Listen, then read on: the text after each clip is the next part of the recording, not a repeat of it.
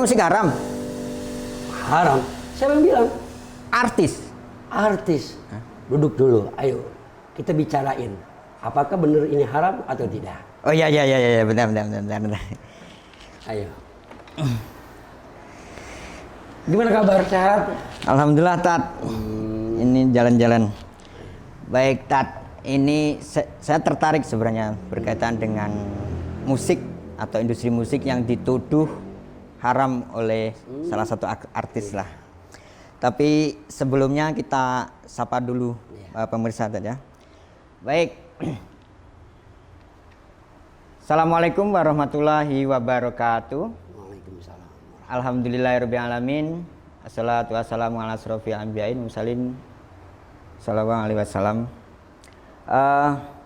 Selamat datang pemirsa yang pertama kali menonton di channel ini. Saya Muhammad Sodiqul Anwar, pembawa acara. Dan juga tidak lupa saya menyapa penonton setia yang terus ikuti channel LTN NU Depok. Terima kasih. Channel LTN NU Depok ini merupakan media informasi dan media dakwah digital PCNU Depok. Pada edisi talkshow kali ini, kami akan mendiskusikan tentang musik yang diharamkan oleh salah satu artis Ustadz yang hari ini yang lagi fenomenal. Bahkan artis ini menyebutkan semua musik dan industri musik. Nah ini bagi kami merupakan peristiwa yang lagi kontroversi, yang juga menjadi perbincangan di tengah masyarakat, di tengah pemberlakuan PPKM darurat sampai level 4. Ya, sebenarnya pembelakuan ini udah bikin pusing, tapi ini ada muncul artis yang bikin pusing lagi. Bikin pusing lagi. Oke, kali ini kita ketemu narasumber dan juga kita undang, yakni Ustadz Ahmad Furqon. Beliau di PCNU selaku sekretaris Tanfidiyah. Baik Ustadz, kembali ke topik nih soal mengharamnya semua musik atau bahkan industri musik diharamkan. Bahkan salah satu artis ini menyampaikan, menghimbau kepada teman-teman seni musiknya untuk bertaubat. Baik, kita mulai yang agak ringan-ringan Tas ya. Ustadz Ahmad Furqon ini dengar-dengar sering dipanggil dengan Gus On. Itu gimana ceritanya itu, Tat?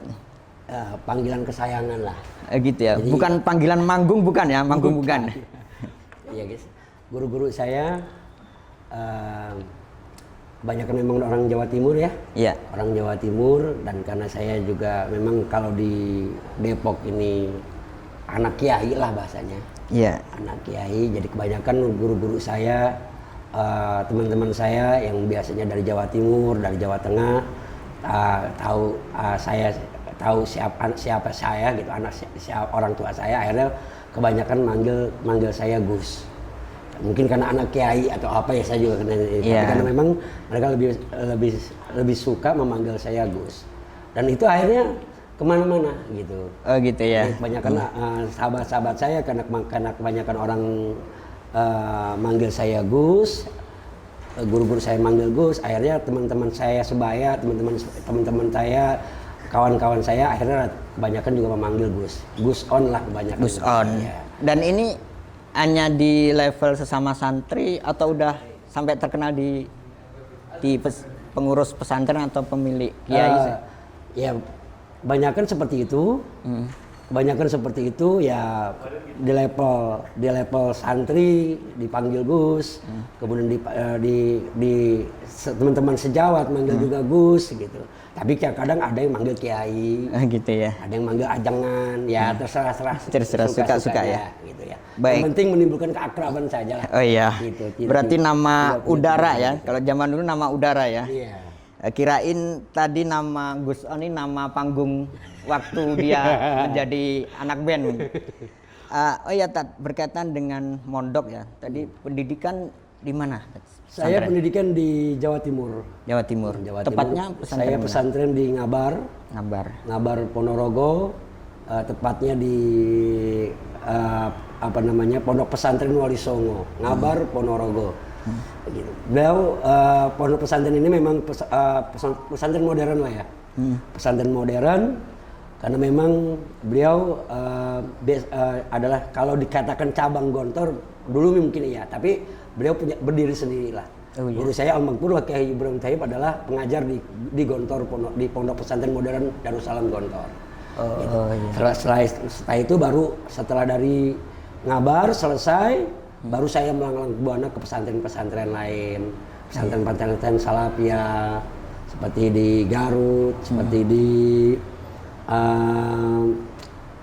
Bogor, terus kemudian ikut pengajian halakoh kiai, halakoh habaib. Saya cukup lama mengaji dengan guru saya Sayyidul Walid Al Habib Umar bin Abdurrahman As-Segaf. Ya baik Ustadz. Berkaitan dengan pendidikan pesantren sudah disampaikan, pernah berpendidikan di umum kan? Alhamdulillah saya sarjana. begini-gini S1 S2 selesai. Selesai ya. begini S1 saya di Universitas Muhammadiyah Jakarta, jurusan ilmu politik.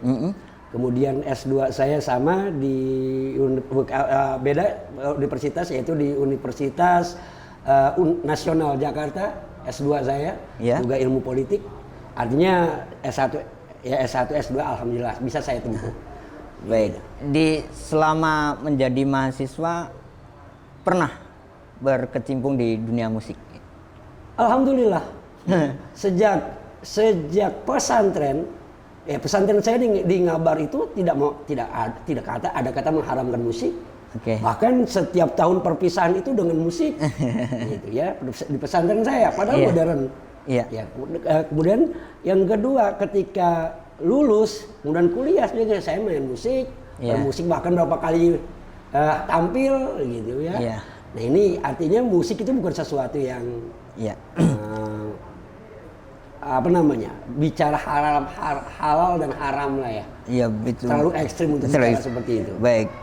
Gus Furqon nih, saya memanggilnya Gus On aja ya. Gus On sesuai dengan nama udara yang sudah tenar. Gus On ini sejauh mana suka tentang musik ini? Di masa muda saya suka bentuk band musik, bahkan musiknya agak keras. Pernah manggung juga? Pernah manggung aliran-aliran metal. Ya pernah, nggak ada masalah. Kemudian juga suka pada, ya artinya dalam kategori musik saya nggak harus ini nggak ini ya. Iya. Gitu. Saya senang musik dan seberapa kali manggung dan orang tua saya tokoh masyarakat, ibu saya tokoh masyarakat, seorang guru ngaji, nggak ada mempermasalahkan. Iya. Terakhir manggung yang paling seru mana? Terakhir manggung saya itu ketika anak muda ngadain 17 Agustusan ya. Iya, di kampung ya? Di kampung. Saya tampil di situ, rambut masih panjang gitu. Berarti pernah gondrong berarti? Ya, pernah gondrong gitu. Bawa musik metal, orang pada bengong gitu. Iya. Ini santri yang juga musikus kan. Iya. Berapa penontonnya waktu itu? Ya, nggak banyak lah. Yang jelas bikin seru lah ya. Bikin orang senang. Bikin orang senang. Kita senang gitu. Oke Gus, ini karena jenengan secara otoritas keagamaan ini mungkin udah kita anggap cukup lah karena sudah melewati proses pendidikan pesantren ya, sampai pendidikan umum. Nah, Gus On nih selaku tokoh agama mungkin dan juga pecinta musik, bahkan musisi juga. Sebenarnya musik ini ya, jenis semua musik dan bahkan industri musiknya, sebenarnya status dan kedudukan hukum dari perspektif agama itu sebenarnya seperti apa ini tadi ya? Menurut pemahaman. Kalau ada masyarakat yang mengharamkan, ya nggak ada masalah sebenarnya. Iya. Ada masyarakat yang memakruhkan juga nggak ada masalah. Iya. Kemudian ada masyarakat yang membolehkan juga nggak ada masalah. Dari dulu bicara masalah musik, masalah lagu, masalah menyanyi, udah menjadi khilaf. Sudah menjadi khilaf di zaman tabi'in, sudah menjadi khilaf. Di antara ulama-ulama sudah menjadi khilaf. Ada ulama yang mengharamkan, ada ulama yang memakruhkan, dan ada ulama yang membolehkan. Iya. Nggak ada masalah. Semuanya punya dasarnya masing-masing. Yang menjadi masalah ketika orang itu mengajak orang untuk mengharamkan, mengajak orang untuk mengatakan ini yang paling benar. Nggak, itu yang nggak benar. Oke, ketika mempunyai keyakinan atau pandangan sendiri, baiknya untuk diri sendiri ya? Ya, untuk diri sendiri. Kalau dia memang punya pandangan, ya pandangan, kemudian keilmuan, keilmuan yang mumpuni bahasanya, sudah paham ini, sudah pengambilan hukum berdasarkan Islam sudah ngerti, kemudian penjabaran hukum, asal usul hukum, kemudian pengambilan definisi hukum, intisari hukum, sudah silakan. Bahkan silakan untuk ijtihadnya sendiri, tapi untuk dirinya sendiri. Siap. Siap. Untuk dirinya sendiri. Kalau memang bahasanya sekali lagi untuk diungkapkan, untuk dijadikan fatwa belum mampu, belum dianggap sebagai seorang mujtahid. Baik, Gus. Dari sisi sejarah nih, di masa Nabi Muhammad SAW, kira-kira Anda nggak sirah Nabawi selama masa beliau ini yang menunjukkan tentang sejarah musik? Nabi ya mungkin mengiyakan atau diam bahkan, atau menyetujui tentang itu, atau seperti apa? Mungkin ada sejarah zaman itu. Ya, ada sirah, ada sejarah ketika Nabi hijrah dari Makkah ke Madinah. Ketika sampai di Madinah, para wanita kota Madinah menyambut Nabi dengan pukulan gendang, pukulan rabana. Dari situ kita kenal ada ucapan tola al-badru alaina. Kalimat tola al-badru alaina itu sesungguhnya adalah ketika sambutan wanita-wanita Madinah ketika menyambut kedatangan Nabi dari Makkah. Itu pakai pukulan gendang, pakai pukulan rabana. Dan Nabi tidak mengatakan, oh jangan menyambut saya seperti itu. Tidak ada sejarah yang mengatakan seperti itu. Yang kedua, bicara syair atau puisi yang kemudian dilakukan. Nabi punya seorang sahabat yang dikenal dengan penyairnya Nabi. Dan Nabi suka mendengar sairan-sairan dia. Sairan-sairan yang indah ya. Pujian-pujiannya. Nggak ada masalah. Ya, baik Gus. Tadi berkaitan dengan tadi sudah disampaikan tentang penjelasan ulama Gus, yang soal ulama masih apa sih khilaf sesuatu yang khilaf. Biar tidak menjadi bimbang dan bingung masyarakat, karena kita warga Aswaja itu kan mengenal dengan mengikuti mazhab 4 ya. Dari keempat-empatnya itu sebenarnya ada nggak sih yang membolehkan tentang musik, dan apakah pijakan dari imam itu bisa diikuti sebenarnya? Imam Syafi'i sebagai panutan sebagian besar masyarakat Indonesia itu memakruhkan musik. Kemudian Imam Malik melarang keras, Imam Abu Hanifah juga. Tapi murid-murid Imam Syafi'i ada yang membolehkan. Salah satunya Imam Ghazali. Imam Ghazali meneliti semua pendapat ulama yang mengharamkan. Kemudian Imam Ghazali meneliti ulama-ulama yang memakruhkan. Dan Imam Ghazali meneliti ulama-ulama yang membolehkan. Disimpulkan oleh Imam Ghazali, inti daripada musik, bermusik, main musik, tidak ada nas yang melarang. Tidak ada nas yang melarang bermain musik. Memainkan musik, menyanyi, tidak ada nas yang melarang. Nah, ini Imam Ghazali. Kalau ya bisa nanti dilihat di kitab Ihya Ulumuddin, juz 2 halaman 380 berapa saya lupa itu. Mungkin bisa nanti kita jelaskan detail untuk sesi berikutnya ya. Imam Ghazali mengatakan tidak ada nas. Tidak ada nas yang mengharamkan musik. Maka Imam Ghazali membolehkan. Membolehkan bermain musik. Nah, bicara kenapa sesuatu itu menjadi haram? Bukan karena sebab musiknya. Bisa dijelaskan lebih detail gimana itu? Bicara masalah kok jadi haram? Kok musik itu haram? Bukan musiknya yang haram, tapi yang menyertainya. Judinya, homernya, kemudian zinanya, itulah yang menjadikan haram. Artinya bukan musiknya yang mengharamkan. Ketika kita bermain musik dan tidak ada homer di situ, tidak ada judi di situ, tidak ada zina di situ, tidak ada maksiat di situ, ini nggak ada masalah, nggak boleh-boleh saja. Baik, gitu. Hanya pendampingnya musik itu yang pendampingnya, hanya yang mengiringinya. Gitu. Baik, Tat.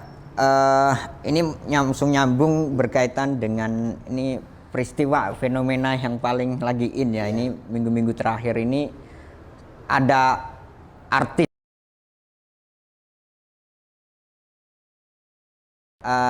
berdasarkan referensi yang saya baca ini baru hijrah akan tetapi nih dari kedudukan dan fungsi ketika menyampaikan ke publik, karena beliau artis juga mungkin didengar banyak orang, beliau menyampaikan tentang tadi sudah dijelaskan tentang haram bermain musik, semua musik.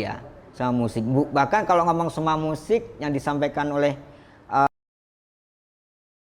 itu termasuk rebana, berarti kan semua bagian musik. Bahkan industrinya pun juga diharamkan. Bahkan lebih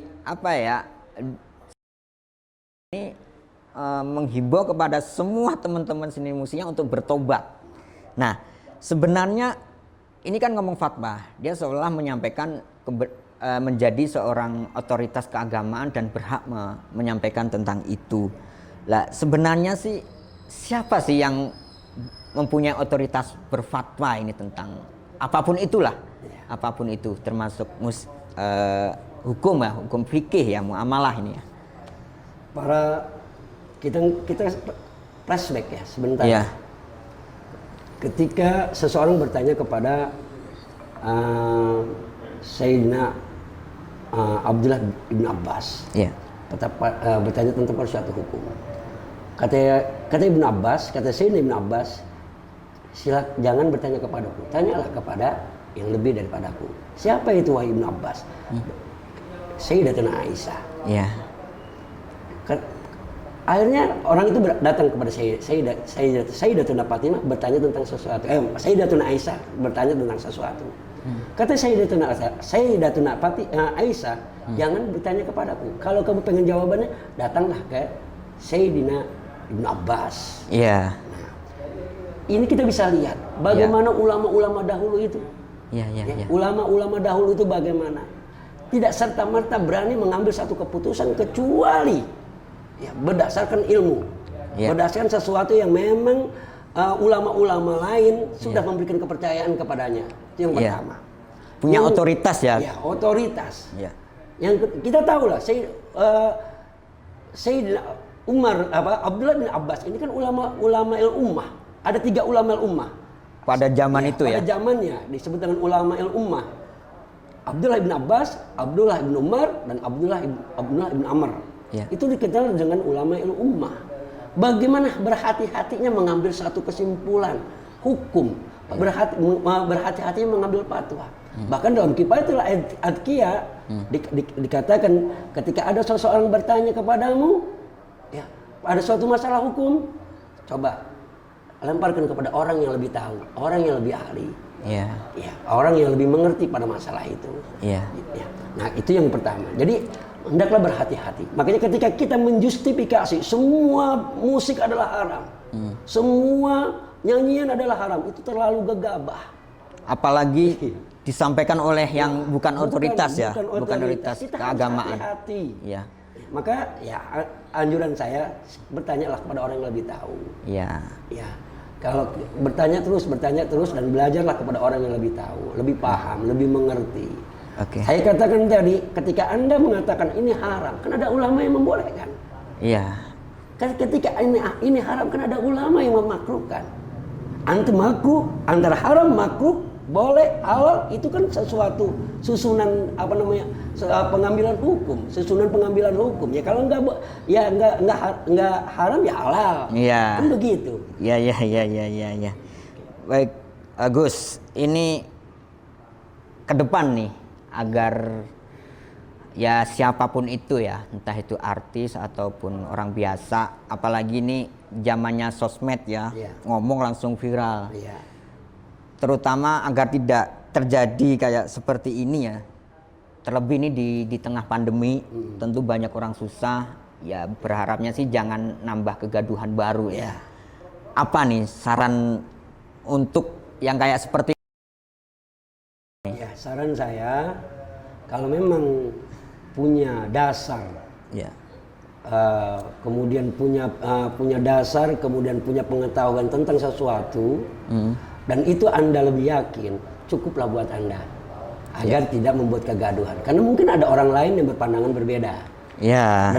dan punya dasar yang berbeda, Ya. seperti itu. Ya, kemudian yang kedua, ya coba bikin wawasannya, luaskan wawasan yang lebih jauh lagi. Jangan hanya satu, tapi mau mengkaji kitab-kitab yang lain. Kita ingat Buya Hamka. Iya. Kata Buya Hamka, pesan saya terakhir ketika kata Buya Hamka, wahai Buya, dulu engkau begini. Ya, karena dulu kitabku hanya satu kitab yang aku baca. Cuma sekarang begini. Karena aku sudah membaca ribuan kitab. Itu Buya Hamka. Berarti semakin banyak ilmu sebenarnya semakin luas pandangannya ya, tidak sempit ya. Seperti itu. Banyak referensi. Baik Gus On, karena Gus On ini kan juga sekretaris Tanfidiah ya, Tanfidiah. Sebenarnya sih ada nggak sih Banom atau lembaga yang menangani tentang musik Wah, ini? ada. Les Bumi. Les Bumi. Apa itu Les Bumi itu? Les Bumi itu lembaga seni budaya Muslimin Indonesia. Oke, mungkin digambarkan sedikit dari Ya, kiprahnya. Les Bumi ini adalah suatu lembaga di bawah naungan NU yang mengurusi masalah seni, mengurusi masalah budaya.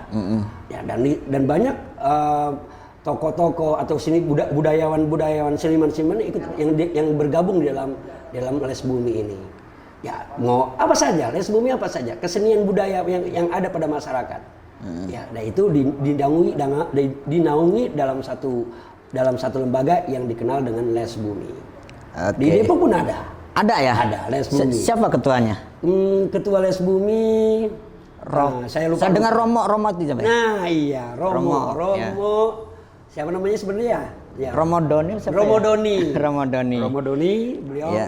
dan beliau jago dalam segala musik. Saya pernah lihat beliau main musik suling, main musik gitar, artinya budaya masyarakat seperti kesenian daerah bisa. Masalah musik modern juga nggak ada masalah. Ya, artinya beliau adalah orang yang sangat cocok untuk memegang Les Bumi.